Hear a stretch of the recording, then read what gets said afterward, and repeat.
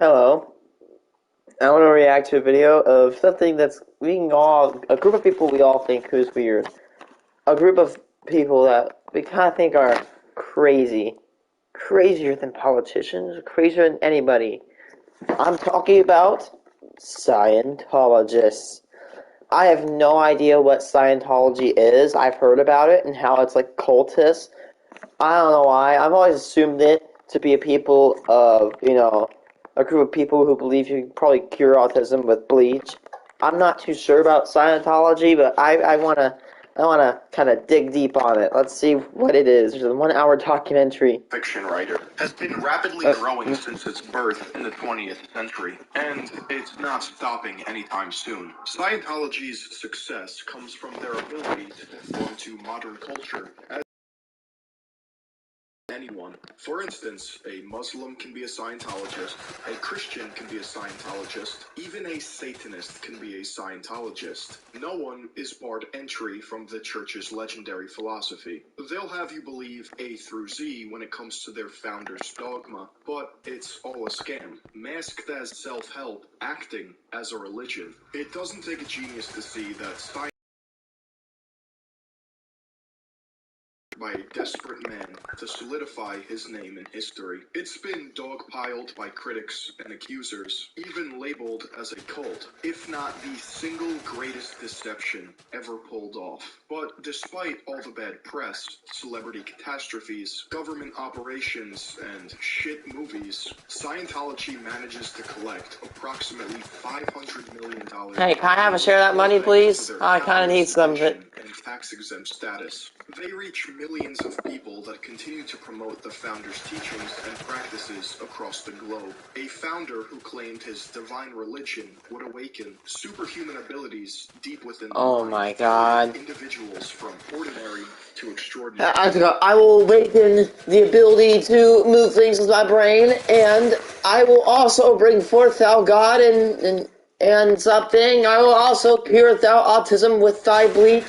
Oh my god, I'm sorry, let's keep going. A founder who claimed his tools can cure generations. He's probably gonna be I'm sorry. He's probably gonna be the one person that says I can cure autism or I can cure homosexuality or some stupid stuff like that. Like some straight up kind of bigoted stuff. I don't know why. That you sacrifice every dollar you have, course after course, years of devotion to the cause. Then, and only then, will you be a Scientologist, finally gifted with the secrets of not just science and religion, but the late founder's very own buried knowledge of our world and beyond. Most of the information in this video surrounding the founder of Scientology comes from John A. Tack, a former Scientologist turned critic who explains his analysis of the religion in A Piece of the Blue Sky, as well as Russell Miller, the author of Barefaced Messiah, a critic of Scientology who used the Freedom of Information Act to gather enough credible information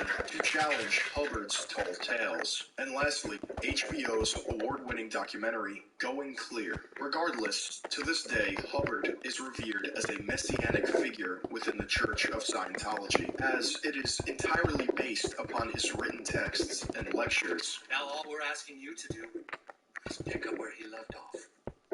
I don't know any of this stuff. Neither did Elrond when he started. He said he just closed his eyes and wrote down whatever came to mind. You can do the same. Just let it flow.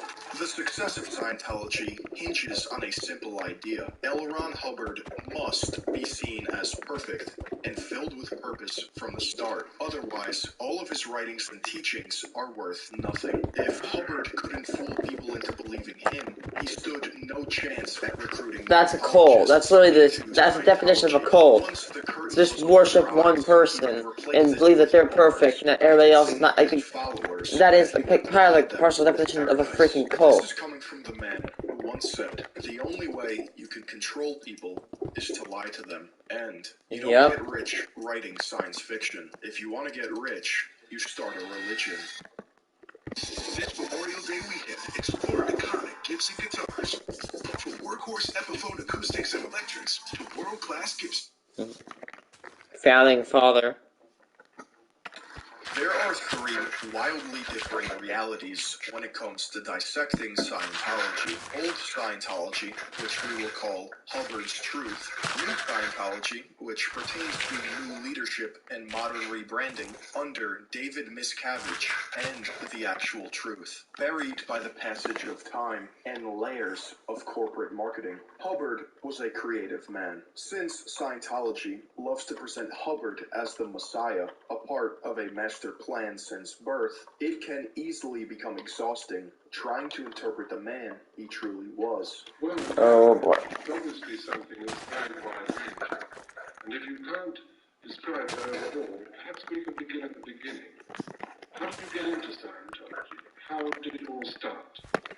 Well, that is fairly easy. Lafayette Ronald Hubbard was born on March 13th, 1911 in Tilden, Nebraska, to parents Harry Hubbard, a former Navy sailor, and Ladora Waterbury, a teacher and housewife. As an only child, L. Ron spent most of his childhood in Montana, after his father bought a homestead in Helena. It's thought to be that Hubbard and his family grew up following the Methodist faith, but noted that his grandfather was a, quote, devout atheist. He may have questioned his religion at a very young age after seeing it questioned by others in his life, which can be seen as a first step towards shaping his own religion. Modern Scientologists are conditioned to believe Hubbard was a prodigy, possessing skills such as riding a horse before he could walk, and being able to read and write by the age Oh of my 4. God. Scientology also claims that Hubbard and his family descend from a prestigious bloodline. According to the account published in the Church of Scientology's Ability magazine in 1959, Hubbard, quote, descends from the Count de Loo, who entered England with the Norman invasion and became the founder of the English De Wolf family, which immigrated to America in the 17th century. The Count de Loo title came from Hubbard's ancestor, who, according to the fable, saved the King of France from an attack by a wolf. The king granted him an honorary title, eventually anglicized to De Wolf, the name of Hubbard's maternal grandfather. This story was never substantiated, and acts is just another lie sold to the masses in order to legitimize or popularize Hubbard and the church. The reality is, Hubbard's life drastically changed as constant travel became the norm for his family. Hubbard's father re-enlisted in the Navy during the onset of World War I, forcing the family to relocate to San Diego and Seattle. It was during this time in which Scientology claims Hubbard began to learn from his father and other military personnel in order to prepare him to join the Navy. Interestingly, the young Hubbard met Joseph Snake Thompson, a U.S. psychoanalyst who disagreed with American psychoanalytic establishments, whose beliefs are eerily similar to Hubbard's later on in life. At the age of 12, Hubbard joined the Boy Scouts, and according to Scientology, actually became the youngest Eagle. His early life was dictated by his father, who constantly wanted L. Ron to be educated and poised for a military career. Hubbard was enrolled at Union High School and Queen Anne High School, but never finished his education because his father would move again due to work, this time to Guam. Hubbard and his mother Guam? traveled to Guam to visit his father, but That's had a to long make way stops from in the wherever they live. Philippines, Japan, and China. This is where Scientology believes Hubbard gained knowledge beyond imagining, unlocking secrets to the human psyche. His own personal writings Unlocking covered growth secrets of to the these human visitors, psyche. stating, Wow! disdain for the indigenous people in the East. He looked down upon their poverty and called them lazy and ignorant, at one point referring to the inhabitants as racial slurs. But Oh, Scientology okay, will so have you're its a adherents piece of crap believe human being. Hubbard was tolerant and loving, and that he came to this mysterious land for experience, Mysterious land? where he witnessed wonders. That's kind of rude. That's not mysterious land. What are you talking about? Like, this isn't like the freaking, like, Wonderland, brother. It's Guam. Guam's not mysterious and all that stuff. Not as mysterious as this country, America. beyond scientific explanation. It was during these expeditions where he would draw inspiration for Scientology from Hinduism, Buddhism, and Taoism. Upon his return home in 1927, Hubbard was placed under his grandparents' care as his family tried to push him towards a meaningful education. Later that year, he enrolled at Helena High School. Unfortunately, Hubbard dropped out the following year due to failing grades. So much for being a child prodigy. Scientology acknowledges Hubbard's poor academic scores throughout life by stating he was inclined to a more, quote, philosophical appetite. Hubbard's disappointment continued after failing the Naval Academy entrance examination, for which his father was not all too happy. About a year later, in 1929, Hubbard's father enrolled him in Swavely Preparatory School in Virginia. However, due to myopia, Hubbard switched schools again to the Woodward School for Boys, finally settling down in Washington, D.C. He would go on to graduate and enter a formal college education at George Washington University, studying civil engineering. While Scientologists will have you believe he was as smart as Einstein, Hubbard never received a degree from the university. Hubbard's grades included an A in physical education, or gym class, B in English, C in mechanical engineering, D in general chemistry, D in electrical and magnetic physics, F in calculus, F in German, and an F in nuclear physics. But he didn't seem to Basically, care about he's his stupid. grades. His interests were held by other endeavors, Well, such not as stupid, writing, stupid in that flying, field. and any other extracurricular activities. After joining the University Flying Club and becoming Hey, more hold on. held by other magnetic physics, Hold on. F in German, F in math, and F in nuclear engineering or atomic physics. Dude, brother. I like how this guy's like, oh, I'm a prodigy. If you don't know who I'm talking about the person, this guy called Hubbard, who tried to found Scientology. He's like, oh my god, I'm a science person. Dude, you could even succeed calculus in atomic physics. And you name your religion after something that's science. Oh, yeah. If you don't know, Wyatt, there's this thing called Scientology, and it's this religion, and unlike most of the religions, this religion is just straight up a scam. It's full of stupid people. And no, this is not me hating on religion, dude. Like, I'm serious. These guys are actual scammers, and they try to steal people's money. Like, it looks innocent, enough, but when you really dig into it, that's when you realize that these guys are absolute scumbags. immediately. Like, literally, they think that you can, like, they can unlock, like, the true potential into your brain. They can, like, cure anything, I think. I'm not too sure. I'm trying to learn about them right here.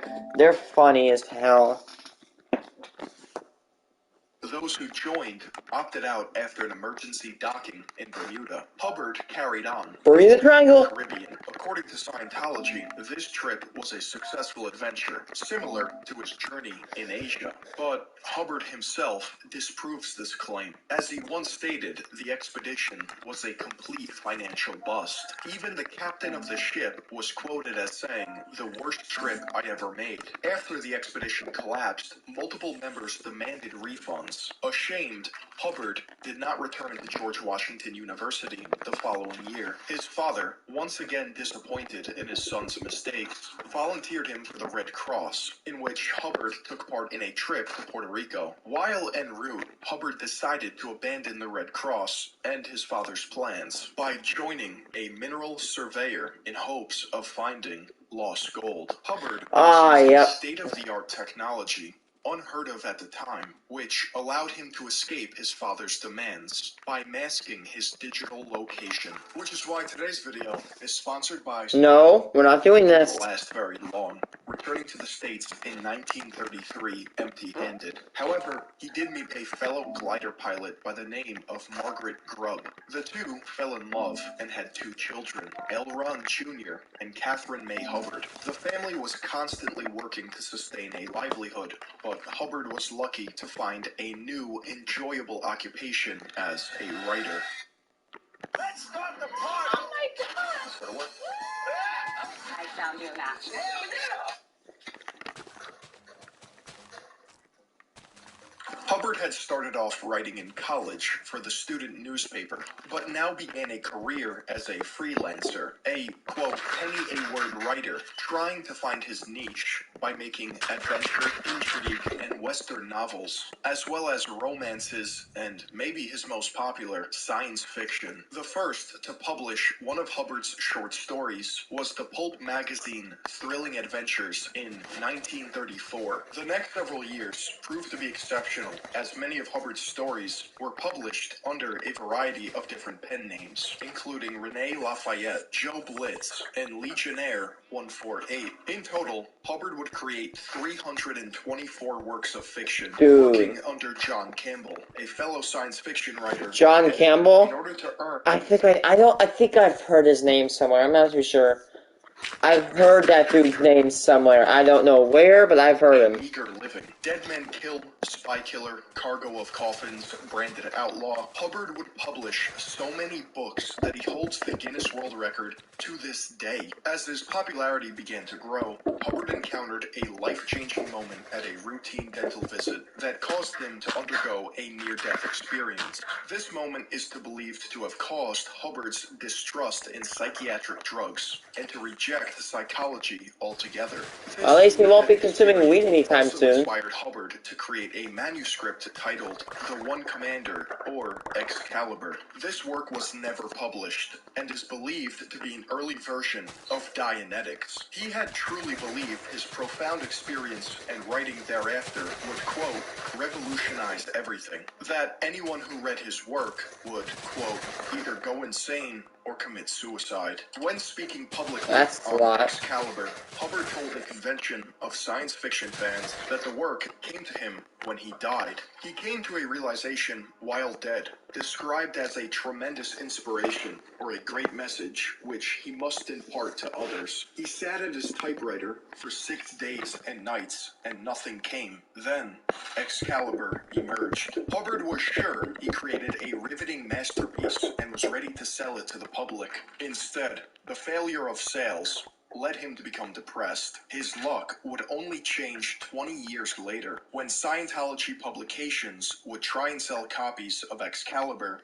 for $1,500 a piece. That's almost $15,000 today. I'm about to say, that is a lot of money back then and today. That would increase his wealth and reputation. In the hopes of resurrecting his old adventurous self, Hubbard joined the Explorers Club in 1940. Attaching the Explorers Club flag to a sailboat, Hubbard and his wife set off to Alaska for an Alaskan radio experimental expedition. This adventure was short-lived. Within 2 days of embarking, the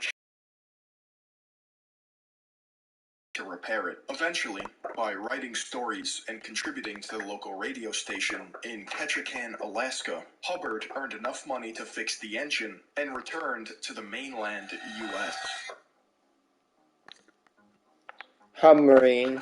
After returning from yet another fruitless odyssey, Hubbard applied to join the United States Navy, most likely in a bid to satisfy his father. Hubbard began training as an intelligence officer, but while in Australia, a military report concluded Hubbard was, quote, not satisfactory for independent duty assignment. He was not trusted and seen as a liability by the Navy. But World War II was on the horizon, and the United States needed every man they could get. After being relieved of command at a naval shipyard, Hubbard was sent to submarine chaser training in Portland, Oregon. As you could expect, he wasn't much of a submarine officer as well. It is documented that he once engaged in battle with an enemy sub for 68 hours. Upon being called back to the States, it was concluded that no submarines were in the area, and Hubbard had been battling a, quote, known magnetic deposit. I don't know if this is common amongst submarine soldiers, but 68 He's battling nothing Hubbard except for magnets. was once again relieved of command after firing upon the Coronado Islands, which belonged to Mexico. It was almost as if he wanted to be discharged from the military. The upper echelon echelons of the Navy determined that Hubbard should be strictly assigned, quote, duty on a large vessel where he can be properly supervised. During his remaining time in the military, Hubbard complained about a series of ailments such as malaria, ulcers, and back pain, which, according to his own private writings, were excuses to keep the Navy from punishing him. Hubbard was unable to follow in his father's footsteps, as the Navy had finally had enough of his antics. I would too. Him to duties ashore within the continental U.S. In 1946, he was transferred to inactive duty and had to find yet another way to sustain a livelihood. After World War II, Hubbard was a lost man, believing to be a burden on his family and friends. He chose California as a possible new start to life, while abandoning his wife Margaret and 2 children. That's- With a bit of wow. he befriended John Parsons, a rocket propulsion researcher and occultist. Yeah, Oh, you boy. heard that right. Parsons was a Thelemite, a follower of the infamous Aleister Crowley, and member of the magical order Ordo Templi Orientis. Yeah, Parsons this let is... Hubbard stay yeah, within these his guys are Pasadena weirdos. I'm mansion, sorry. apparently only allowing a room to people who were atheist or of a bohemian disposition. In a hilarious twist, Hubbard began to be sexually involved with Parsons' 21-year-old girlfriend. Wow, that is... okay. Is Parsons wrote to his mentor Crowley of Hubbard's arrival, stating, Hubbard is a gentleman. He has red hair, green eyes, is honest and intelligent, and we have become great friends. He moved in with me about 2 months ago, and although Betty and I are still friends, she has transferred her sexual affection to Ron. Although That is he has so no fortune weird. in magic, he has an extraordinary amount of experience and understanding in the field. From some of his experiences, I deduced that he is in direct touch with some higher intelligence, possibly his guardian angel. What?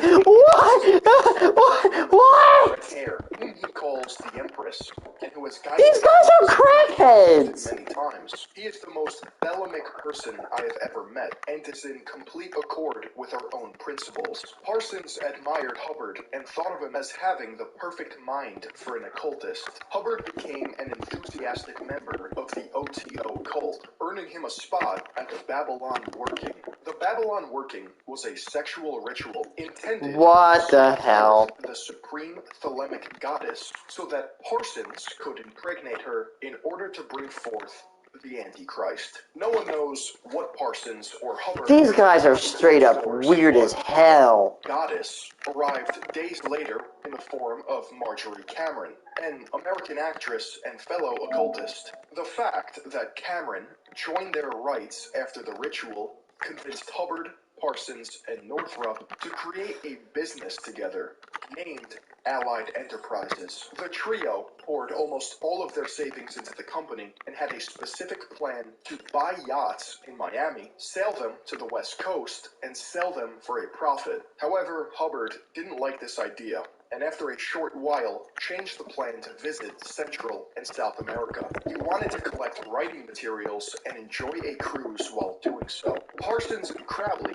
decided Hubbard was a trickster, a swindler who was going to backstab them. And they were right. Allied Enterprises was dissolved, and Parsons, who put most of his wealth into the company, only received a meager promissory note. He was forced to sell his mansion to developers in order to recoup his losses. Hubbard had stolen this man's wife, his home, and basically his whole life. After the dust settled, Hubbard married Sarah Northrop while still technically married to his first wife, and purchased a trailer in Laguna Beach, California, working odd jobs in order to make a living. According to Sarah's personal records, Hubbard was no family man. He was the exact opposite. A brute who continuously lied to her in order to make himself sound better than he really was.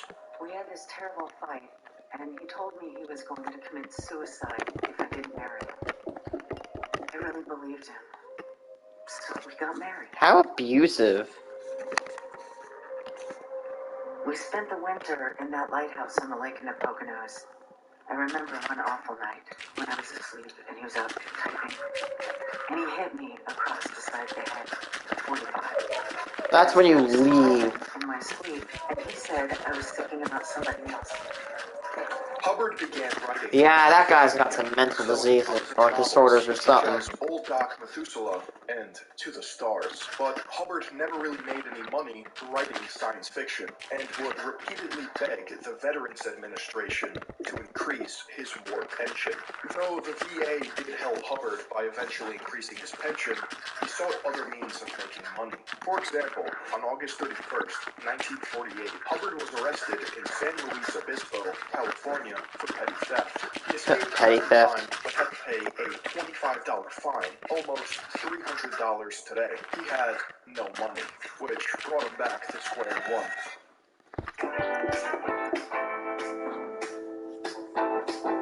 That guy doesn't deserve any money.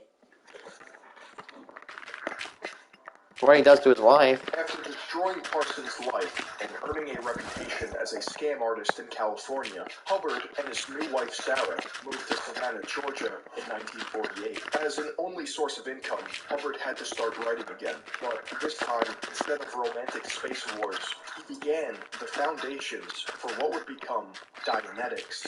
Hubbard's articles Dianetics? were not all that interesting enough to gain attention, save from one man, his editor, John Campbell. No, he didn't steal John's wife either, but he did take advantage of John's fascination with parapsychology in order to sell his, quote, research. Campbell must have been more than excited upon hearing about Hubbard's works, because he invited the newlyweds to live in a cottage closer to him in Bay Head, New Jersey. In 1949, delving deeper into the creation of Dianetics, Hubbard came across the greatest legitimizing tool to bring his new pseudoscience into the mainstream world: a doctor, Joseph Augustus Winter. Hubbard, Winter, and Campbell came together to develop Dianetics, which was effectively Hubbard's idea of therapy. Dianetics' main premise was that the brain registers every experience and incident in a person's life, even if they're unconscious. Through life, your mind records everything that happens to you. No crap, Sherlock. Every experience you've ever had, from the beginning of your existence until this very moment. These experiences are stored as pictures in your analytical mind. The conscious part of your mind that thinks rationally, remembers, and solves problems. Traumatic events were specifically stored as engrams in a reactive mind and could be later triggered in life, resulting in mental and physical issues. By performing a technique called auditing, these engrams could be cleared, resulting Oh my god! in increased IQ and Oh my god, they are right. If you don't know, there's these people called the Herbologists in Fallout 4, and they were literally just added into the game just to make fun of Scientology, and it's funny. And the Herbologists believe that there are things called neurodynes in your brain, and that they suppress you, and that they need to clear these neurodynes. But in fact, when they clear the neurodynes, you're just getting just a ton of radiation put into your noggin. So much so that around the fourth or fifth try, you basically might accidentally kill yourself in the game from getting irradiated to death. Yeah, that. of any physical ailments. This would be known as the clear state. All religions would seem to have a dogma, a discipline. Now, how disciplined is Scientology? The discipline is entirely the limitation of the conduct of the auditor. That is to say, an auditor is a practitioner in Scientology. He listens and he fulfills. According to Dr. Winter, the Dianetic practice of auditing cured his son's fears of the dark and ghosts. Campbell believed Dianetics to be truly remarkable, that the mind rules the body completely, standing by the fact that physical illnesses such as ulcers, asthma, and arthritis can all be cured. Dianetics would become Hubbard's fastest-selling novel and #1 bestseller, but it didn't go without criticism. In 1950, Winter had a falling out with Hubbard and his pseudoscience. resigning from the HDRF, or the Hubbard Dianetic Research Foundation, declaring, quote, differences between the ideals inherent within the Dianetics hypothesis and the actions of the Foundation. Winter began to see through Hubbard's claims and believed that Dianetic techniques could be potentially dangerous if performed incorrectly. Winter also wrote that he never witnessed any individual reach a state of clear, and that Dianetics could in fact lead people to become psychotic. Even after the controversy, Hubbard abandoned any other type of job and turned to fully promoting Dianetics. In the following decade, he would go on to write dozens of books and give thousands of lectures. That guy looks creepy. Dianetics research amongst institutions. Dianetics almost immediately garnered massive success, with 55,000 copies being sold by August of 1950. The public may have loved Dianetics, but the scientific community was not impressed. The American Psychological Association said Dianetics was not supported by any empirical evidence, and Scientific American said Hubbard's scam contained, quote, more promises and less evidence per page than any publication since the invention of printing. Science fiction writers who had been friends with Hubbard in the past criticized his new work, calling it gibberish and lunacy. Despite a good amount of backlash, hundreds of thousands of people were eager to pay for Dianetics' expensive programs. According to online sources, Hubbard wasn't shy of taking his own cut, withdrawing lump sums of money from proceeds to pay for his upcoming lavish lifestyle. After all, he deserved it. Hubbard was a driving force behind the Dianetics craze, training, publishing, lecturing, and promoting Dianetics across the states. Of course, Hubbard's charisma wasn't the sole reason for Dianetics' success. As reported by the Los Angeles Times, Sheldon MacArthur, a former manager of B. Dalton Booksellers on Hollywood Boulevard in Los Angeles, said, quote, whenever the sales seem to slacken and a Hubbard book goes off the bestsellers list, give it a week and we'll get these people coming in, buying 50 to 100 to 200 copies at a crack. Oh my god, these guys are... Also describes similar experiences from Gary Hamill, B. Dalton's former manager at Santa Monica Place, who said, quote, 10 people would come in at a time and buy quantities of them, and they would pay cash. He said that while he was working at the B. Dalton in Hollywood, some books shipped by Hubbard's publishing house arrived with B. Dalton price stickers already on them. He said that this indicated to him that the books had been purchased at one of the chain's outlets, then returned to the publishing house, and then shipped out for resale before anyone thought to remove the stickers. Quote, we would order more books, and they'd come back with our stickers as if they were bought by the publisher. The publisher in question, being Bridge Publications Incorporated, founded and controlled by Scientologists, whose representatives refused to be interviewed about book sales or firm operations. Hubbard had his hands everywhere. He could taste the good life and was one step closer to a literal vault when all credibility was lost. In August of 1950, at the height of Dianetics, Hubbard hosted a presentation before an audience of 6,000 people in Los Angeles. In this presentation, Hubbard unveiled the very first clear Sonia Bianchi. Quote, in the demonstration that followed, she failed to remember a single formula in physics, the subject in which she was majoring. Oh my god. Whoa, somebody forgot the form of physics? Whoa, I didn't know that could happen. Well, you're gonna tell me I love playing Minecraft and I forgot what some things are? Well, it's like, bruh, I don't know how to craft shields or bells. I guess I have a mental disease. I need to be cleared. Oh my god. Of Hubbard's pie when his back was turned. At this point, a large part of the audience got up and left. The first true clear wouldn't be declared for more than 15 years by the name of John McMaster. Between then, there was no real structure to Dianetics, and many of whom who were trained by Hubbard ended up splintering off and creating their own pseudosciences or cults. Financial crisis gripped Hubbard's newfound empire. And to make matters worse, Hubbard's second marriage to Sarah ended when he was found having an affair with his 20-year-old assistant. Sarah was 2 steps ahead, romantically seeing a Dianetics auditor, probably taught by Hubbard himself, named Miles Hollister. Hubbard felt so betrayed by this, he contacted the FBI to report Sarah and Miles as communist infiltrators from the Soviet Union. Wow, what a They came snitch. of Hubbard's lies, except a depraved man hell-bent on getting his wish. He kidnapped his wife and one-year-old daughter Alexis and took them to California. He tried to have his wife medically evaluated and declared insane, but ultimately failed, leaving Sarah Idiot. and taking his daughter to Cuba. Sarah had to release a public statement.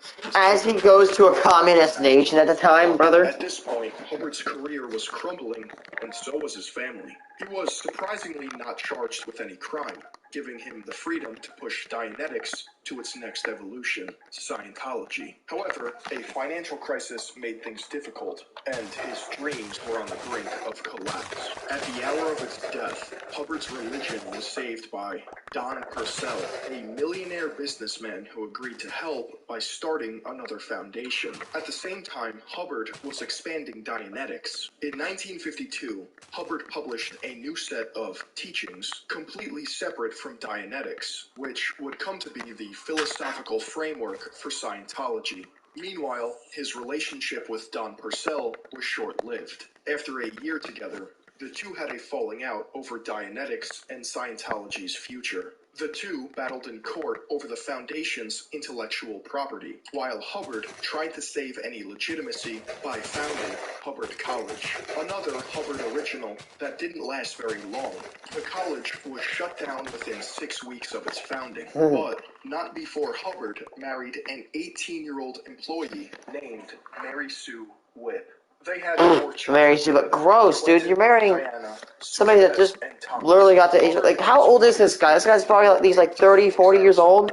Starting Gross. Hubbard Association of Scientologists International, in order to spread his quote, science of certainty. Science of certainty, or Scientology, You're an insult to is different science. from Dianetics because the goal is to liberate the mind from the quote, distorting influence of engrams, whereas Scientology focuses on, quote, the study and handling of the spirit in relation to itself, universes, and other life. Hubbard insisted that humanity was threatened by outside forces caused by engrams from immortal Thetans. So, it's Phaeton. science fiction. Hubbard was most likely worried he was going to lose the copyright of Dianetics to Purcell, and so created Scientology in its place. There are even reports claiming Hubbard plagiarized the description of Thetans with the description of astral projection in occult literature. At least, Hubbard was creative enough to add a bit of his own flair, a new device called the E-meter. Allegedly, E-meter? the E-meter is capable of measuring the strength of small electrical currents passing through an individual's body who is in the process of being audited. This current is able to pick up on emotional disturbances and detect any stored engrams. This device, piloted by a trained auditor, could cure an individual of dozens of illnesses without physical contact, among other miracles. As Scientology grew slowly, Hubbard proposed opening a chain of spiritual guidance centers. Oh my God. Roughly $500 for a 24-hour auditing program. What a scam. We want one in operation, but not in name.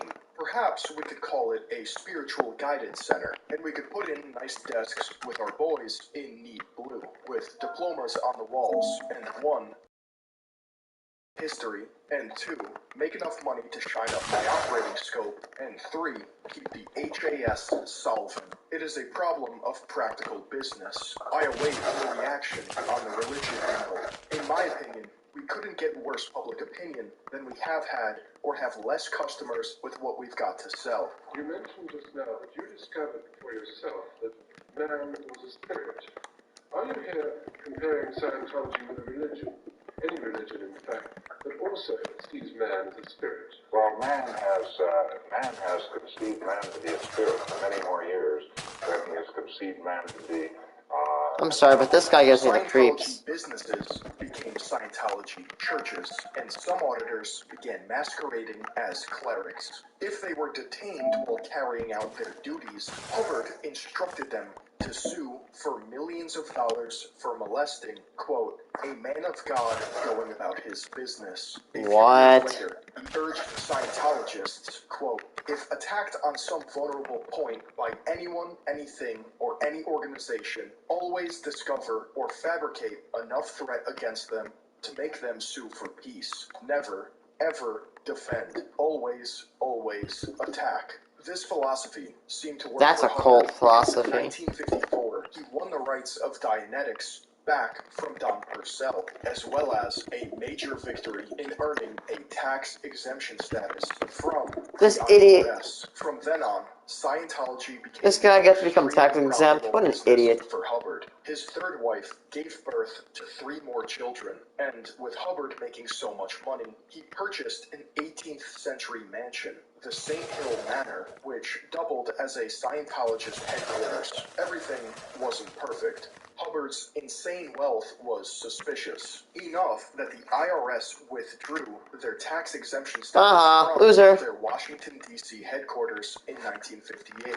After monetary data concluded Hubbard was unreasonably profiting from supposed nonprofit income. Roughly 10 years later, the IRS did the same to Hubbard's California headquarters, stifling his income on the basis he operated a commercial enterprise rather than religious. The FDA also got in the ring, choosing to not agree with Scientology's medical claims, seizing valuable inventory from the church, including their infamous e-meters. The church was mandated to label all e-meters as a religious artifact, quote, ineffective in the diagnosis or treatment of disease. Fair. The only country to ban Scientology outright was Australia. A few states, such as Victoria, banned Scientology altogether, reporting that the process of auditing involved command hypnosis. By this point, Hubbard hated the United States, or, in particular, any regulation agency in charge of protecting the public. Salty. Institutions were simply small hurdles slowing down Hubbard's proselytization. The FDA, IRS, and FBI could not stop him. Turn on a fan, turn up your thermostat, and turn down your energy bill. Just 10 years ago, Jesus was the best kept secret.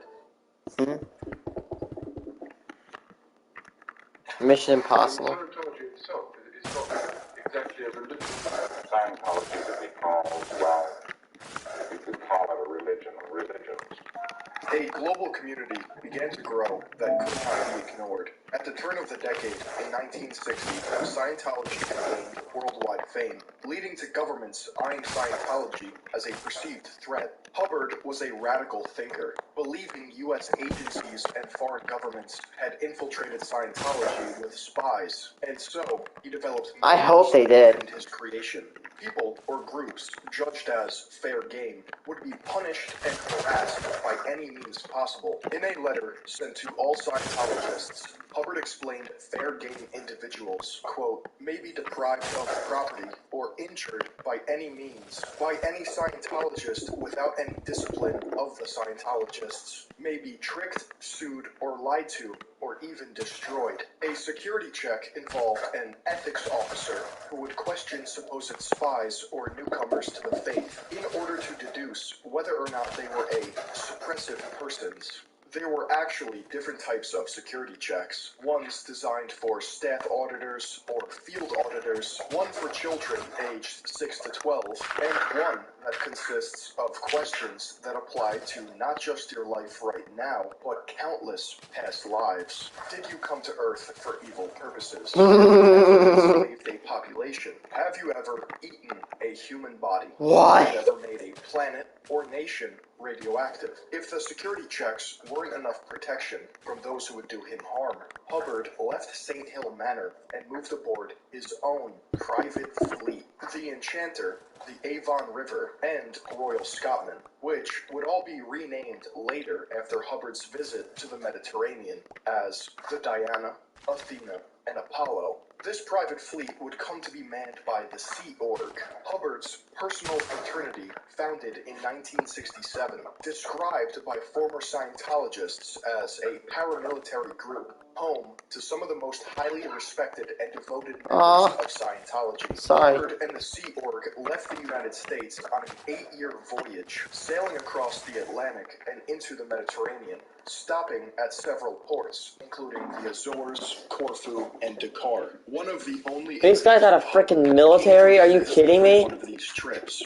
Hubbard was trying to find a Oh no, I safe reactivated haven that. for all So they. Scientologists, but wasn't welcomed by foreign governments. During his time aboard at sea, he was able to master the craft of religion by developing Scientology's doctrines to encompass new and confidential courses. Hannah Whitfield, a former Sea Org member turned defector, explained her scenario as well as Hubbard's behavior in HBO's expose.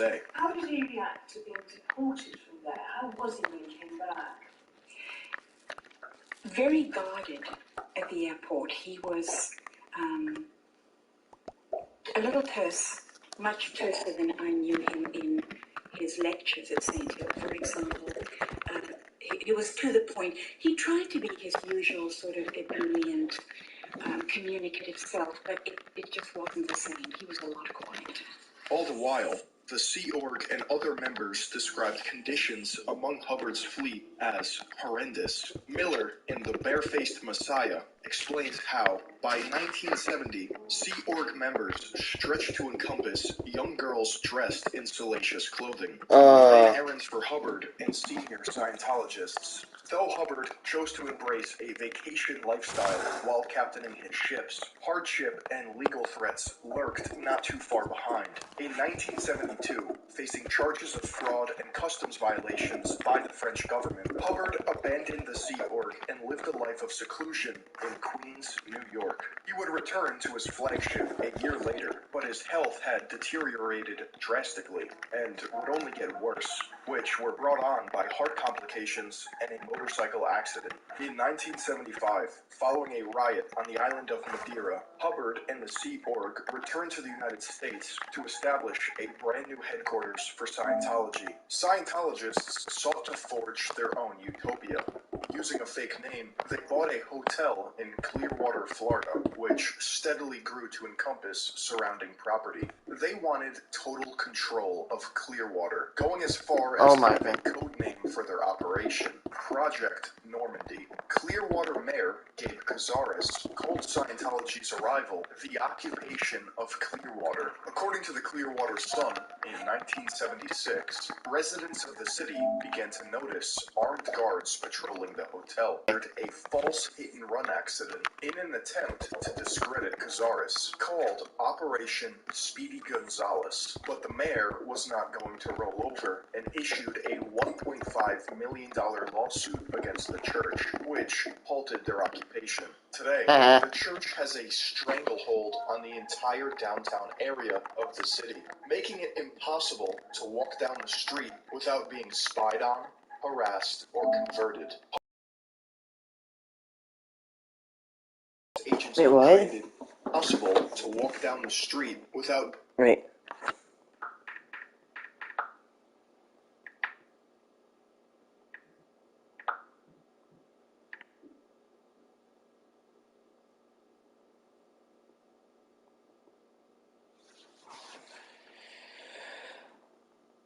Apparently, yeah. It's all controlled by Scientologists. So, if I were someone else in the National Guard to like say, hey, you better get out. Traded and burglarized a number of government agencies, including the United States Department of Justice and the IRS. After 2 GO agents were apprehended by the IRS in Washington, D.C., the FBI conducted synchronized searches of GO offices. They recovered wiretapping equipment, burglary tools, and thousands of documents indicating potential crimes. The U.S. government prosecuted 10 Scientologists, including Hubbard's wife, Mary Sue, who was sentenced to federal prison. Hubbard remained free, but not for long. In 1978, the French government convicted Hubbard of gaining money through deception and sentenced him to 4 years in prison and a $30,000 fine by today's standards. Hubbard, not interested in sitting in a cell for years, decided to once again hide among the suburbs of California. Hubbard became a hermit, limiting correspondence with Scientology members and loved ones, living out the remaining of his days as a fugitive, although he did find company. Pat and Ann Broker, two trusted messengers who helped Hubbard live on the move during the 1980s. Hiding in hotels and in his car, Hubbard found the time to take up an old hobby of writing science fiction. He wrote Battlefield Earth and Mission Earth, published respectively in 1982 and 1985. Meanwhile, Hubbard's absence left a power vacuum among Scientology, which the Sea Org took advantage of by seizing control and expelling veteran Scientologists. A young Scientologist messenger, whose name was inconsequential, would shift through the crowd, ultimately defeating all of his rivals to become the de facto head of Scientology, David Miscavige. David may have been the figurative new face of Scientology, but as long as Hubbard was alive, he was the true leader. He lived out his last years in a luxury motorhome in Creston, California, while the public scrambled to ascertain whether he was alive or not. Hubbard carefully managed the church as a shadowy puppet master. Governments and agencies still search for Hubbard, but before they could find and indict him, L. Ron Hubbard passed away on January 24th, 1986, after suffering from a stroke the week prior. After Hubbard's death, Scientology would evolve into a completely different entity, one obsessed with innovation and transformation. It was time Scientology adapted to fit in modern culture in the hopes of reaching new followers and retaining its status as an authentic belief system. The church transitioned the eggs in their basket to full-time promotion of tools for life courses and the organization of global programs to help poverty-stricken communities. Narconon, Criminon, the Way to Happiness Foundation, the Volunteer Minister Program. They even have a specific institution to fight psychiatry, the Citizens Commission on Human Rights. Oh my God. Investigating and exposing psychiatry's inhumane and often lethal practices and defending the rights of its victims is the Citizens Commission on Human Rights. These institutions are focused on drug abuse awareness, rehabilitation, human rights, and literacy, and claim to offer tools necessary to help build a functioning society. Anyone outside Scientology believes these organizations are a public relations stunt, simply acting as institutions to bolster their reputation and feign legitimacy. Those inside Scientology believe these organizations act as an alternative to state-run companies who fail to help their citizens. Hubbard distrusted the government, so must his followers. Someday you're gonna come out of this so beautiful. Space opera? They believe in what he started, and that they have a duty to finish it. But do they actually follow Hubbard's vision? Or have they grown into capitalist conglomerates disguising an old man's fantasy behind bureaucracy? Well, they have a specific policy in place to make sure Scientology is always on track. The policy is called KSW, or Keeping Scientology Working, which has come to be the most important policy in the church, serving as the cornerstone for any action that takes place within the church. The KSW 10 points are: number 1, having the correct technology, which Hubbard asserts has already been achieved.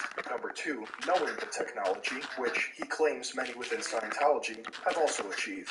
3, knowing it is correct. Hubbard says this comes from application and observation. Number 4, teaching correctly the correct technology. Hubbard claims this is done worldwide throughout Scientology. Number 5, applying the technology, which Hubbard also says is already happening.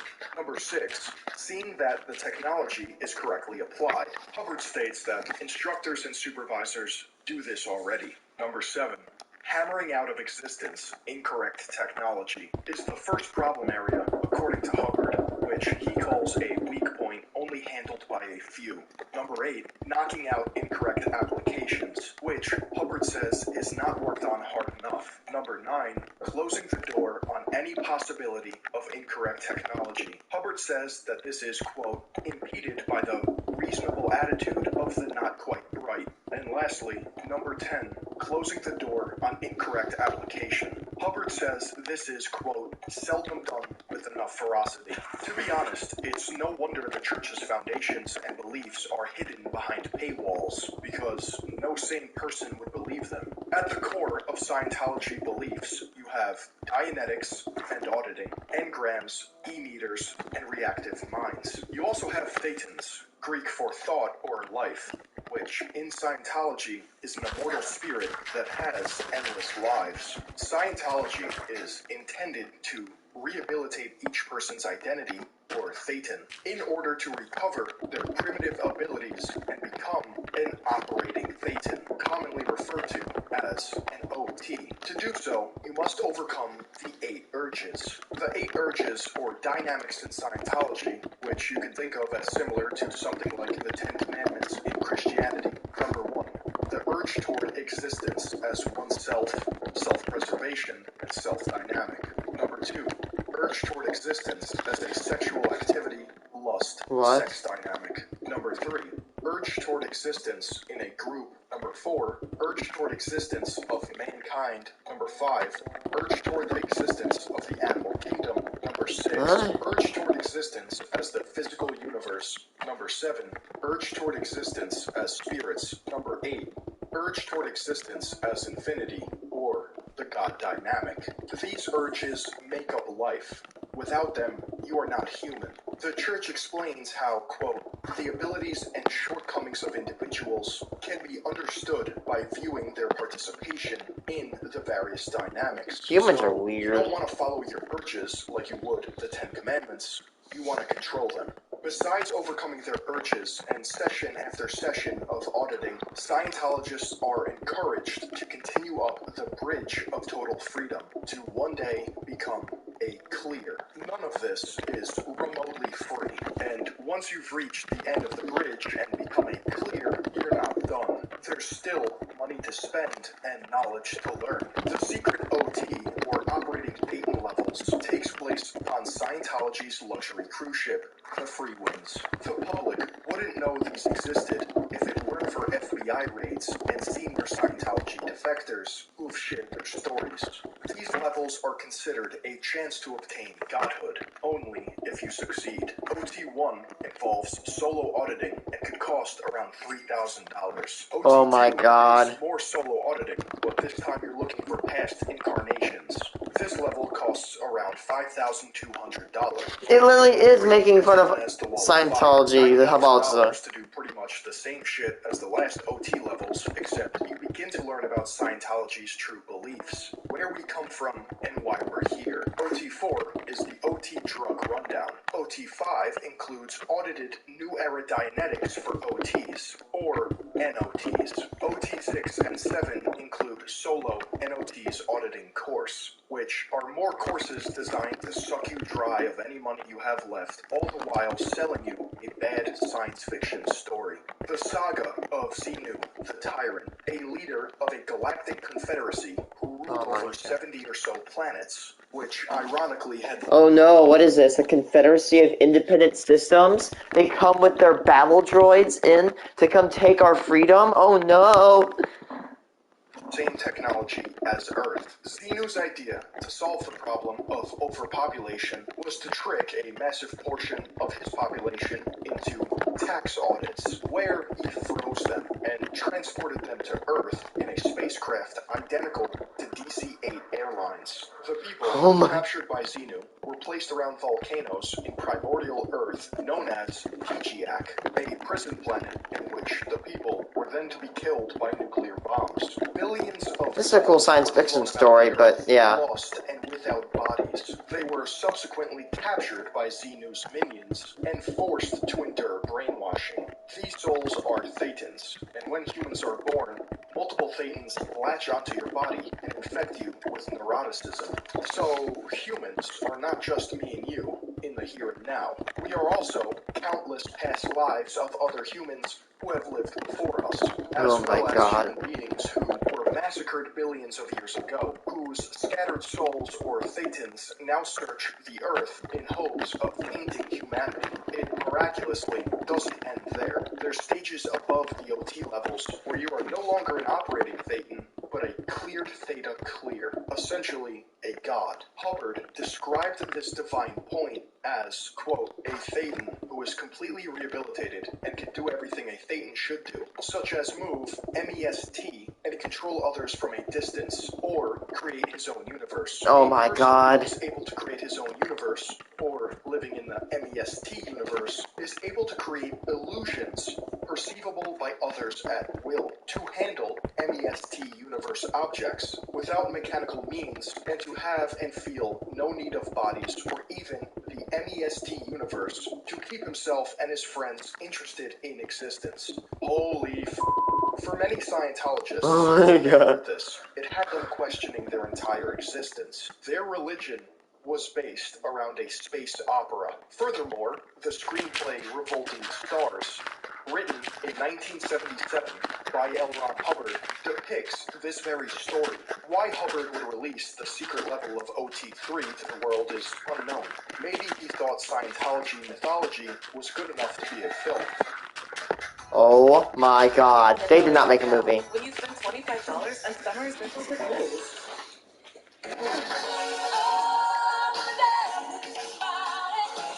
There's no way they made a film about this. Celebrity clears?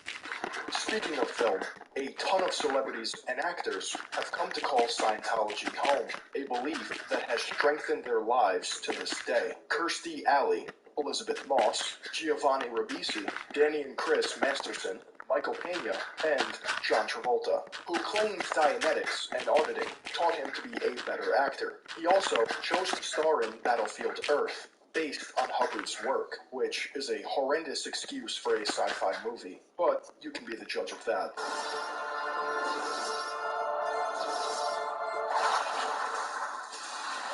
Oh my god.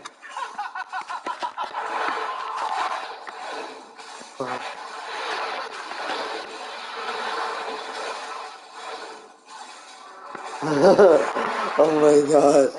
Battlefield Earth, what? And let's not forget about everyone's favorite Scientologist. No, it's not Tom Cruise. That's too obvious. It's Grant Cardone. I roll in the Dianetics racing team as CEO. Under the driver, and so we mastermind, hey, what is it going to take for us to be competitive at the next level? Can you tell people why Papa's so good? Because he's a millionaire and he knows Scientology. Whoa! Really? What does that have to do with anybody? You just making stuff up. They all believe in Scientology and what it has to offer. They have found success by taking courses and progressing up the ladder that is supposedly invaluable to them. Though I wonder what Tom Cruise's face was like when he first read about Xenu.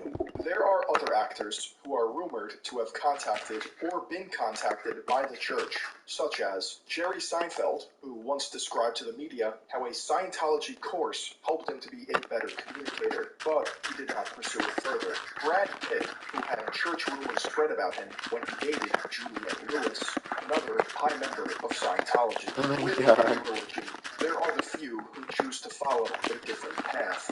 Mimi Rogers, Tom Cruise's first wife, introduced him to Scientology, but after their divorce in 1989, she would leave the church while he stayed, becoming one of their most recognizable faces. Tom's second wife, Nicole Kidman, got up to OT level 2, but ultimately left the church and split from Tom. Katie Holmes, another wife of Tom Cruise, was, quote, fully immersed in Scientology during their relationship, but describes it now as escaping a nightmare. Katie, as well as Leah Remini, the Queen of Queens, have both been staunch critics of Scientology and its practices, appearing on podcasts or to the media to speak forth about the abuses that take place. When you start asking questions about what you're seeing in the news, which you're also not allowed to watch the news or read newspapers, you get interrogated. You get put into a room and put on an actual meter, like a lie detector test, and apparatus, whatever you want to call it. And Cans. They're silver cans. They're cans connected to a meter, which Scientologists believe works. and they ask you for your crimes. Why are you asking these questions? You're connected to suppressive people who is what the church calls their enemies. There is also Literally a TV cult. channel, Growing Up in Scientology, hosted by Aaron Smith Levin, a former Scientologist who updates his audience on all the things Scientology won't let us hear. Who could forget Scientology's very own Kids Bomb?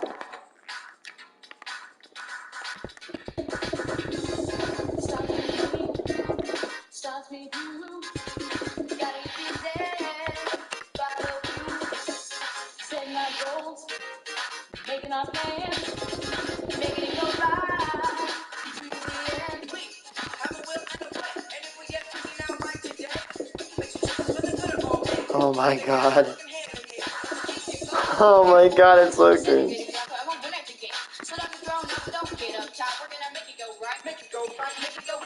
Scientologists take their music very seriously.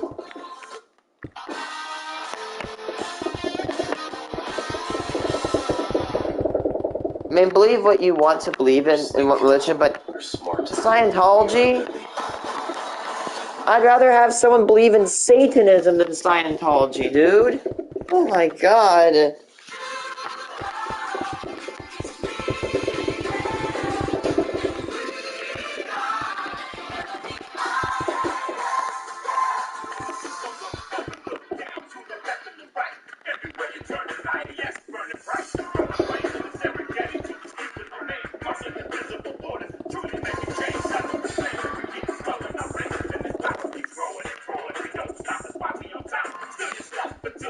Oh my god.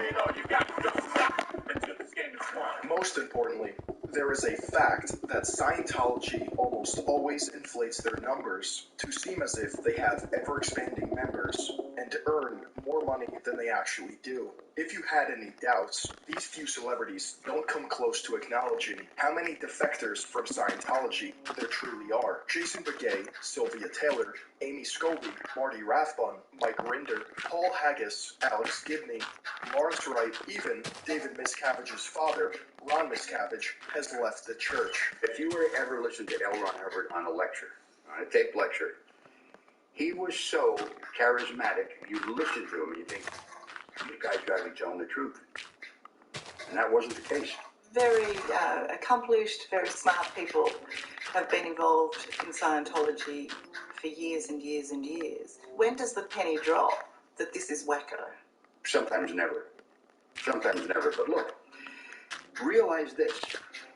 As a Scientologist, you are encouraged to come and study Scientology for 2.5 hours a day, 5 days of the week.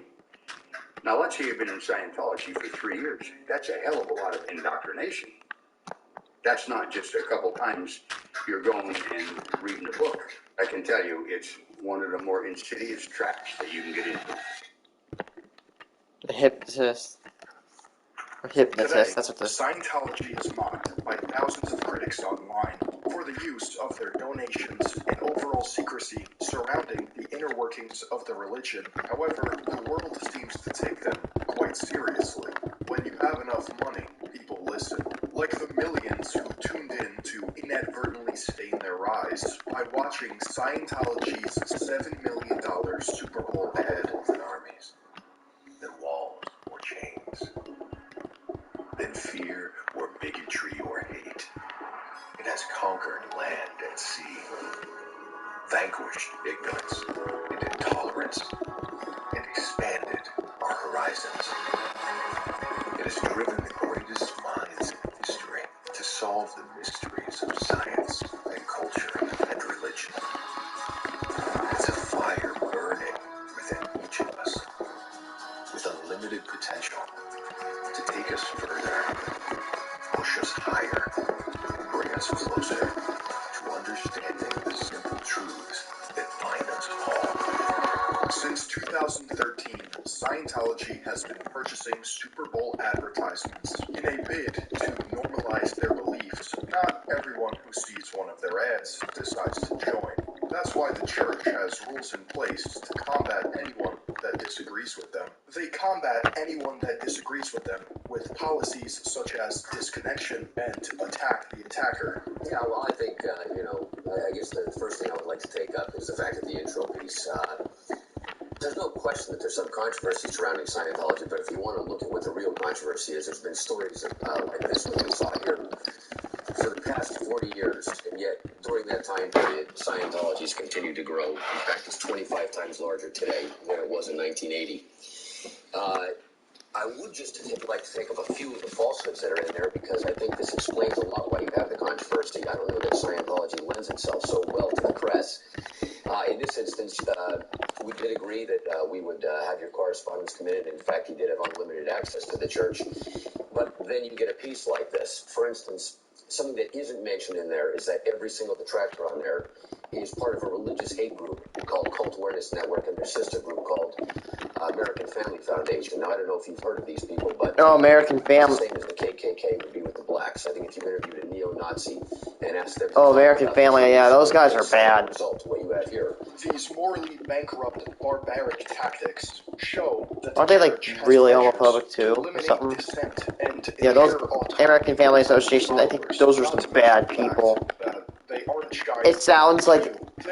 Trust me, it sounds like it's a really heartwarming association, American Family Association, but trust me, it's evil. It is rotten.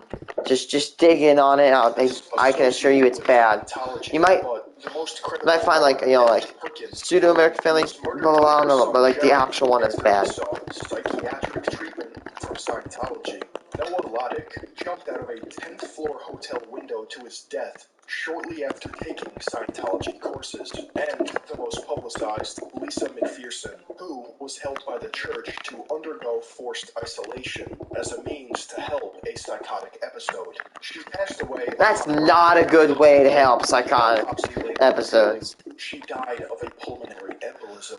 The autopsy also indicated multiple bruises on her body and tissue damage consistent with insect or animal bites. The church even suppressed David Miscavige's own wife, Shelley.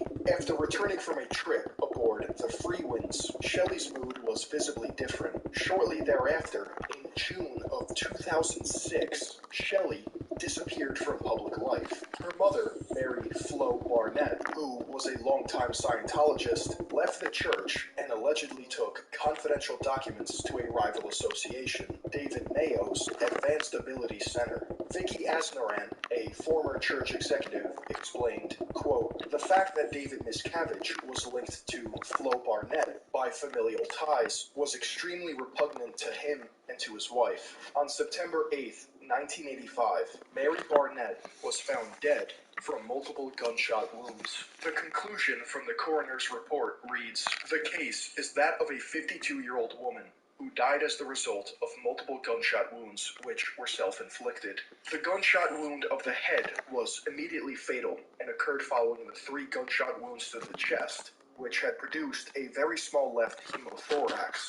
In addition, there were 2 recent incised wounds that involved the right and left wrists. 2 suicide notes were left, and the decedent had become depressed following surgical intervention for an aneurysm of the carotid artery. Despite this glaring evidence, Mary's death was ruled self-inflicted, and if it wasn't clear already, it's starting to look like a mob. Based on many alleged reports, if you mess with Scientology money, they will come after you with everything they have.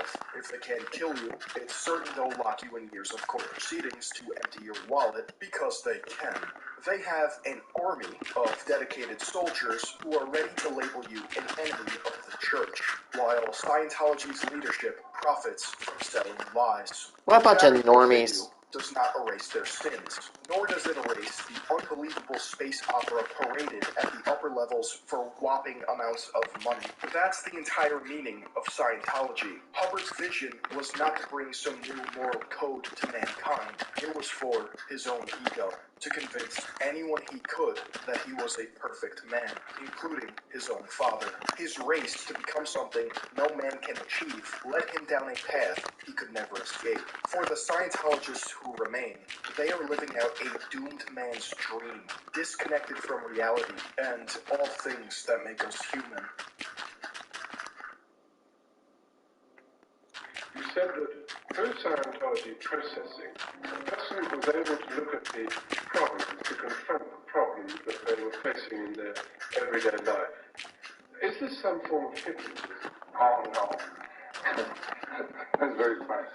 Man is asleep. He is hypnotized. He is made You are hypnotized. You are deluded. No. The process that you normally know as brainwashing. What a dummy. It is hypnotizing him. It is forcing him into certain values. It's clouding him by various duress into these values. And he eventually becomes a person who has no awareness.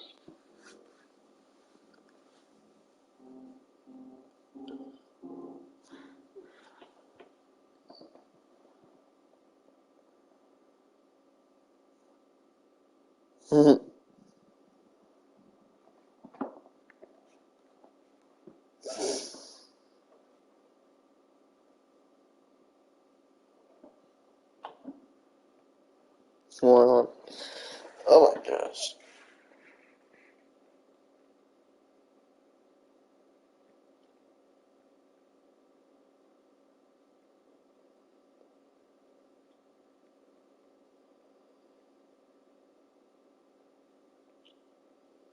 The history of 3D printed firearms? The history of 3D printed firearms. Really?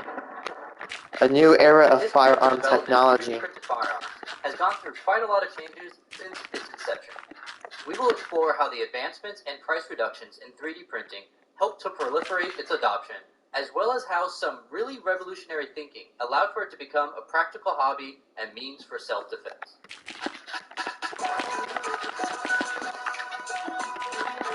That's cool, 3D printed firearms.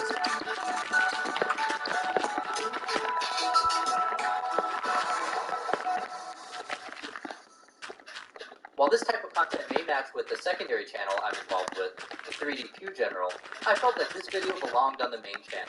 The entire 3D printed gun movement started just over 10 years ago, when crypto-anarchist Cody Wilson showed the Liberator to the public for the first time. While FOSSCAT did exist, which comprised of a group of individuals sharing potential 3D printed gun designs, Cody Wilson was the one who really brought media attention to the possibility. The Liberator pistol is a single-shot pistol that uses all 3D printed components, even the springs, except for the nail that works as the firing pin. I always give credit to Ben Denio. We were looking at 3D printers that summer to see, like, summer 2012, like, if there was some project we could pull off that was, like, weekly, but for guns. The only, like, discourse we had about it was, well, if you could do gun parts or entire guns, we call them wiki weapons. You know, we try to kind of anchor the two concepts, like, guns were downloadable somehow. And then that same summer, I saw this guy, Have Blue, printing, I think they were converted 22 AR pistols, but he was still printing AR lowers, but they weren't like really heavily modified or anything, and that's really what started it. And then all along the way, like in the next, say, 6 to 9 months, we were like, well, we had some success with different types of printers, like SLA machines and object printers before they were bought. Groups now that have become like service bureaus, but basically we were printing AR lowers, we were printing AR magazines. Oh my god. Out and see, like, well, based on what we learned, do we think we can build a whole gun? And that was what we ended up calling the Wiki Weapon Project. So that gun, like, it needed a name. And we had a few months at that point to think about what the name would be. And so, yeah, we named it Liberator after historical. Now, back in 2013, FDM 3D printing options were very limited. In fact, I didn't even get into this hobby until late 2014. Even then, the options were still very limited and expensive. Because of this, early Liberators were actually printed on expensive Stratasys machines. Back in our day, you could only really build full desktop machines. I mean, you weren't really getting the reliability that you needed from that. So we certainly tested Liberator and other components like on the... Man, wait, you know what? I'm not saying I want them 3D print guns, but I have enough money to buy a 3D printer and begin printing operations. I have more than enough money. On an FDM machine was worthwhile because the only other machines we had access to were like much higher level SOS or SLA machines, and they didn't really serve the point in the same way. So we had to kind of cheat and say, like, well, this is an FDM project and it's meant to be done on other FDM projects to come or other equipment to come. Now, Cody's main goal in this was to bring up the idea that guns can be easily manufactured in someone's house. But in all reality, this wasn't true yet. The Liberator acted more as a symbol for Cody's philosophical ideals than an actual practical firearm. I should say the press kind of helped us helped us suggest that it was more DIY than it really was at the time, but that was still like the political goal of the project, to say, well, anyone with an FDM machine should be able to do it. It is true that the first time we ever test fired, we would do it on stands, and it would blow up. You know, it would blow up a lot, actually. So the first time you see me like on the old BBC footage shooting it, that's the first time it was ever shot by hand, and we had virtually not had any success with it not blowing up. So I just assumed that it wouldn't blow up and just went for it. You know what I mean? But his approach certainly worked in bringing on media attention. In fact, if you were to Google 3D printed guns right now, about half of the images you would see, as well as the image that nearly every media outlet uses, is his Liberator. Now, anyone who knows a lot about 3D printing and firearms would know that this gun is not only impractical, but can even be dangerous to the shooter, as is shown by this image of Cody shooting the Liberator for a high-speed camera from National Geographic. Now, after the media attention surrounding the Liberator slowed down, we did not see a ton of improvements to 3D printed firearms for the next few years. At least we didn't see a ton of publicity surrounding any firearm design improvements. During this 4 to 5 year period, files were few and far between. Defense Distributed hosted some AR lowers, FOSCAD continued to host untested designs, but in all practicality, none of these were very useful at all, and none of them had any proper beta testers or build guides. While these guns weren't practical to print, it doesn't mean that they didn't accomplish their goal of inspiring others to take on the movement. One such person who was inspired by Cody was a freedom advocate living in Europe with the pseudonym J Stark. A 3D printed pistol was shown to the world in 2013. I saw this and I was intrigued. And at the same time, Defense Distributed, after they released this Liberator pistol, ran some sort of web page where you were able to download various files for various gun designs, and also 3D gun designs.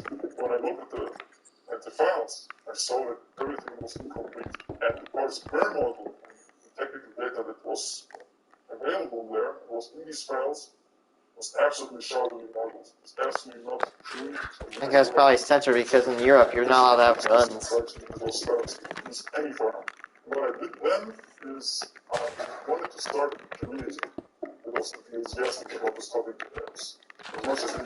And so I posted Discord invites in the comment sections of each of those various files on that webpage.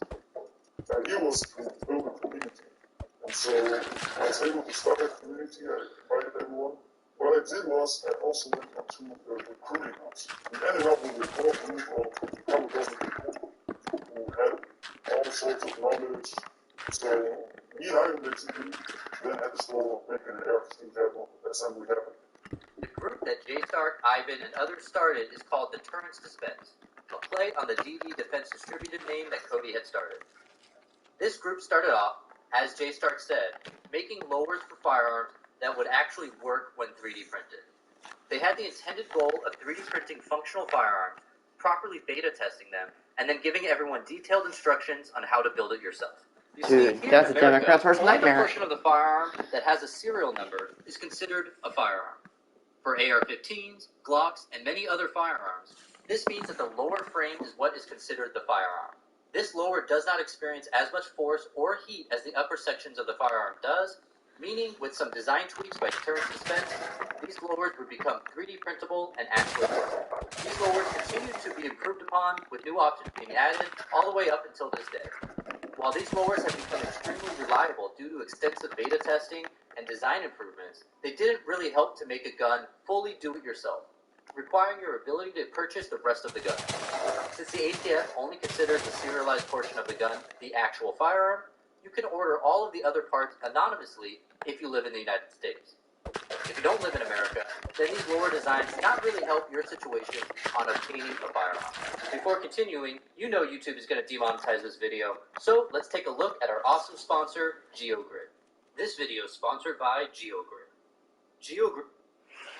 This is when a revolutionary idea by Jeff Rodriguez was released, ECM rifling.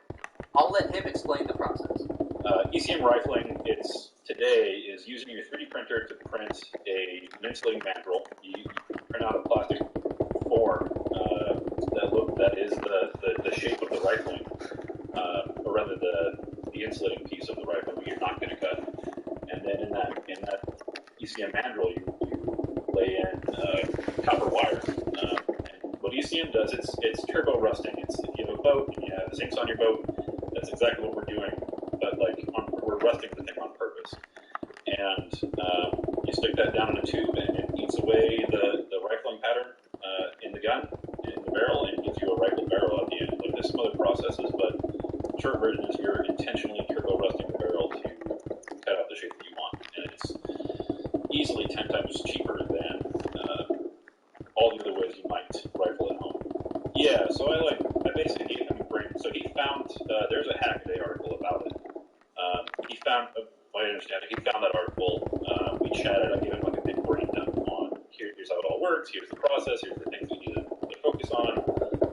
Things that do improvement over my stuff. And so Ivan went out and wrote the ECM printing guide, or the ECM rifling guide, which I didn't do. Like, I just, there's a technical prototype, shop prototype and everything. He turned it into a guide, which I think is a huge part of. Yeah, that dude has a freaking printing farm behind him. This time I want to cover an extremely important metric for the proliferation The Ender 3. guns. I had an Ender 5 once. At the same time as this ECM process. The Ender 3 3D printer. That one's a good If you're one. watching this channel, then you likely know about the Creality Ender 3. But this printer did a lot to bring down the price of 3D printers to the point any hobbyist could afford them. Before Creality and before patents expired, you had to spend over $1,000 for a very basic FDM 3D printer. And this printer would be considered extremely... My school had one of those things, and those were really good. It was launched in around 2018 and is still, to this day, recommended for 3D printing gun hobbyists on a budget, coming in at far below $200. Along with Creality cloning 3D printer designs and dropping the price points drastically, another major advancement in the industry that helped proliferate 3D printed guns was the expansion of 3D printing material options. If you wanted to print a Liberator back in 2013 or 2014, you basically only had two material options that your printer could handle: standard PLA and ABS. While these printers could print PLA just fine, the strength characteristics on standard PLA meant that it would definitely not hold up to the stress that a firearm would provide. While ABS would be much better at handling the stress and the heat from a firearm, it was extremely difficult to print back then.